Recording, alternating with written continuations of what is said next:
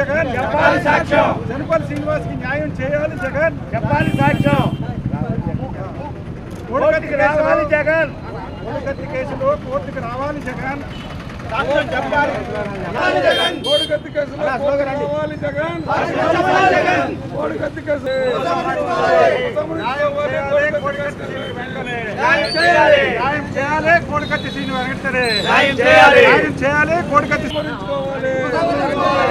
ఉపసంహరించుకోవాలి కోడికత్తి కేసుని వెంటనే కోడికత్తి శ్రీని కేసుని వెంటనే జగన్ ప్రభుత్వం ఉపసంహరించుకోవాలి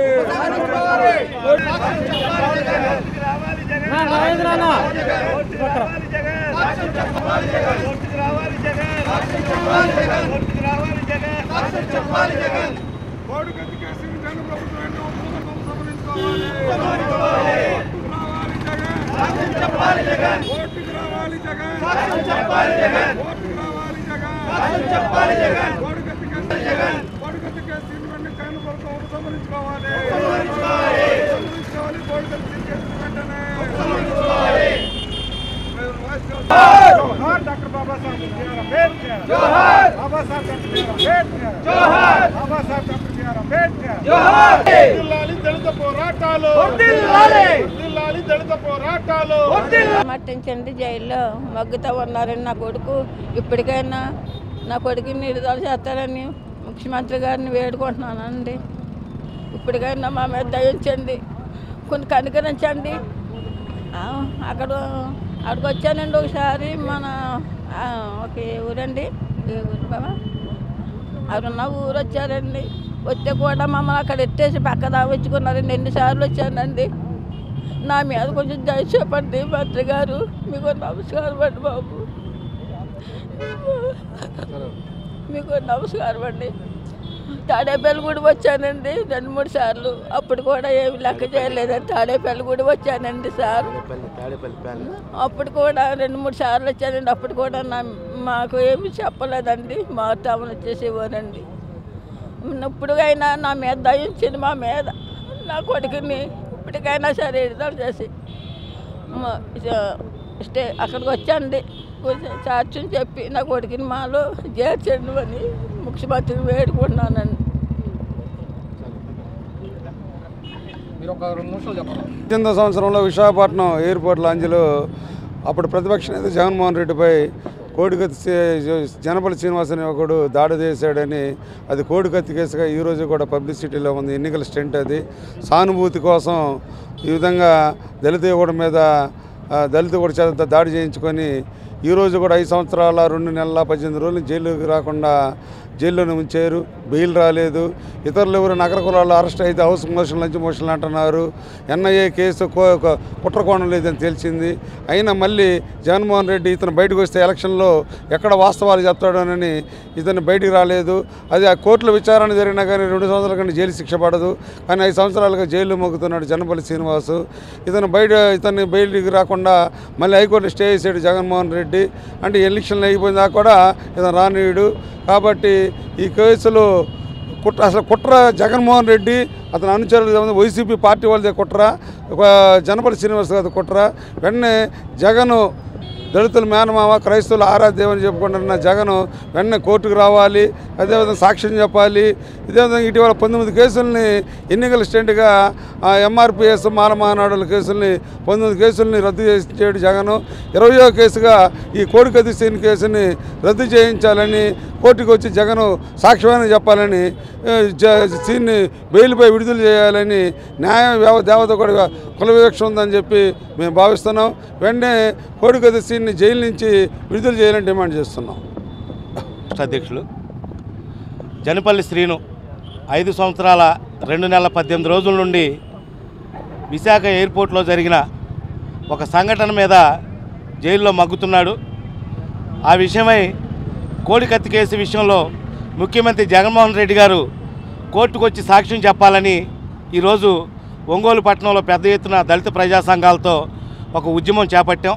ఇది రాష్ట్ర వ్యాప్త ఉద్యమంగా మరల్చడానికి ఒంగోలు నుండి శ్రీకారం చుట్టాం. వాళ్ళ కుటుంబ సభ్యులని సమక్షంలో రాష్ట్ర వ్యాప్తంగా ఉన్న అన్ని దళిత ప్రజా సంఘాలని అన్ని ప్రాంతాల్లో రేపు గుంటూరులో ఈ కార్యక్రమం తలపెట్టాం. అయితే జగన్మోహన్ రెడ్డి గారు కోర్టుకు వచ్చి సాక్ష్యమైనా చెప్పాలి, లేదా రేపు 2024 ఈ సంవత్సరం జరగబోయే ఎన్నికల్లో ఈ కోడికత్తి కేసు విషయంలో నిందితుడిగా ఆరోపించబడుతున్న బలైపోయిన నా సోదరుడు జనపల్లి శ్రీను కుటుంబం నుంచి నీకు వ్యతిరేకంగా అక్కడ పోటీ చేయించి రేపు రాబోయే ఎన్నికల్లో నీకు తగిన గుణపాఠం చెప్పి నిన్ను గద్దె దించుతామని తెలియజేస్తున్నాం. అదేవిధంగా నా పేరు తుమ్మల ఫ్రాన్సిస్ రాజు, మాలమహానాడు రాష్ట్ర అధ్యక్షుడు. అదేవిధంగా దళితుల మీద డాక్టర్ సుధాకర్ దగ్గర నుండి కిరణ్ వరకు, అదేవిధంగా రాజ్యాంగబద్ధంగా సంక్రమించిన మాకు 28 పథకాలను రద్దు చేసిన నువ్వు ఏ నైతిక హక్కుతో సామాజిక న్యాయ చిహ్నమని 125 అడుగుల విగ్రహాన్ని ఆవిష్కరిస్తున్నావో తెలియజేయాల్సిందిగా కోరుతున్నాం. నా పేరు జనపల్లి సుబ్బరాజు, మాది ముమ్మడివరం నియోజకవర్గం, డాక్టర్ బిఆర్ అంబేద్కర్ కోనసీమ జిల్లా, టానేలంక గ్రామం. 2018 అక్టోబర్ 25న విశాఖ ఎయిర్పోర్ట్లో జగన్మోహన్ రెడ్డిపై హత్యాయత్నం జరిగిందని నా సోదరుడైన జనపల్లి శ్రీనివాసుని కోడికత్తితో దాడి చేశాడని చెప్పేసి కేసు బనాయించి రాజమండ్రి సెంట్రల్ జైల్లో పెట్టడం జరిగింది. సుమారు 5 సంవత్సరాల 2 నెలల 18 రోజులు అయింది ఇప్పటి వరకు. ఇంతవరకు కూడా జగన్మోహన్ రెడ్డి గారికి ఎన్నో అర్జీలు పెట్టుకున్నాము, కలుద్దామని చాలా ప్రయత్నం చేశాము. అయినా సరే మమ్మల్ని హౌస్ అరెస్టులు చేయటము, అంటే ఈ దళిత కులానికి ఈ కుటుంబానికి ఎవరు అండదండలుగా లేరు, పలకరించిన లేరు అని చెప్పేసి దీన్ని ఆసరాగా తీసుకుని ఇంతవరకు నీలుకార్చారు ఈ కేసుని. ఇప్పుడు రాష్ట్రంలో అన్ని జిల్లాల నుంచి కూడా మా దళిత నాయకులు, ప్రజా సంఘాలు, అలాగే మాకు ఎవరైతే సహాయపడతారో అందరూ అన్ని పార్టీల నుంచి కూడా మేము కలుపుకొని ఉద్యమం పెద్దగా చేస్తాము. ఇప్పటికైనా స్పందించి జగన్మోహన్ రెడ్డి గారు కోర్టుకు వచ్చి సాక్ష్యం చెప్పి మా తమ్ముడిని విడుదల చేసి మా కుటుంబాన్ని ఆదుకుంటారని మేము మనస్ఫూర్తిగా వేడుకుంటున్నామండి. అది రాజకీయ లబ్ధి కోసం బయటికి రానకుండా చూస్తున్నారు. అటువంటివన్నీ పెట్టుకుంటే కనుక ఎదురెదురు మీకే తెలుస్తుంది. ఇది నా పేరు జనపల్లి సావిత్రి అండి. నా కొడుకు జనపల్లి శ్రీనివాసరావు అండి. ఆయన ముఖ్యమంత్రి గారు పొడిచారని 5 సంవత్సరాలు అయిందండి. జైల్లో పెట్టారండి. అప్పటి నుంచి నా కొడుకుని జైల్లోనే ఉన్నారండి. ఇప్పటికీ కూడా ఏమీ అక్కడికి వచ్చి సాక్ష్యం చెప్పమంటే చెప్పట్లేదండి. ముఖ్యమంత్రి గారు నమస్కారం అండి. ముఖ్యమంత్రి గారి దగ్గరికి ఎన్నిసార్లు వెళ్ళామండి. తాడేపల్లిగూడి వెళ్ళామండి, 4 సార్లు ఎన్నిసార్లు వెళ్ళండి. చాలాసార్లు వచ్చామండి.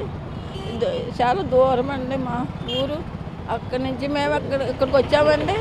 ఇంత దూరం వచ్చినా జాలి జాపం ఉంటా లేదండి, జాలి జాపం లేదండి ఆయనకి, మాకు మంత్రి గారికి. ఎన్నోసార్లు వచ్చామండి, అన్నిసార్లు కూడా తప్పుకుని వెళ్ళిపోయారండి. అంత ఓపికతో వస్తున్నానండి ఇక్కడికి నేను. అప్పుడు కూడా కలుగుతాడంటే కలుగుతా లేదండి, చూద్దాంలే అంటున్నారండి, పంపేస్తున్నారండి మమ్మల్ని. చాలాసార్లు వచ్చామండి. విజయవాడ తాడేపల్లిగూడెం కూడా వెళ్ళామండి. మమ్మల్ని లక్ష్యం నా కొడుకుని మాత్రం ముఖ్యమంత్రి గారు మీకు ఇప్పటికైనా మా మీద దయించండి, కనుగరించండి. నా కొడుకుని నాలో పంపుతారనండి మిమ్మల్ని అడుగుతున్నానండి.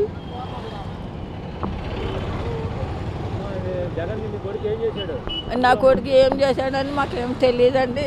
అమ్మాయి బలి అయిపోయాడండి. ఎవరు పొడిచారో ఏంటో నా కొడుకు చేయలేని తప్పు. నా కొడుకు అమ్మగెత్తున్నారండి. నా కొడుకు ఏమీ చేయలేదండి. ఏమని మరి ఎందుకు రానట్టు మనకేం తెలుసండి, మంత్రి గారికే తెలుసు. ఆ పైన దేవుడు తెలుసండి, ఆ పైన నా కొడుకుకి తెలిసింది. అంతేగాని రాజకీయ లబ్ధి కోసం వాడుకుంటున్నారు. అది ఆడుకుంటున్నారు.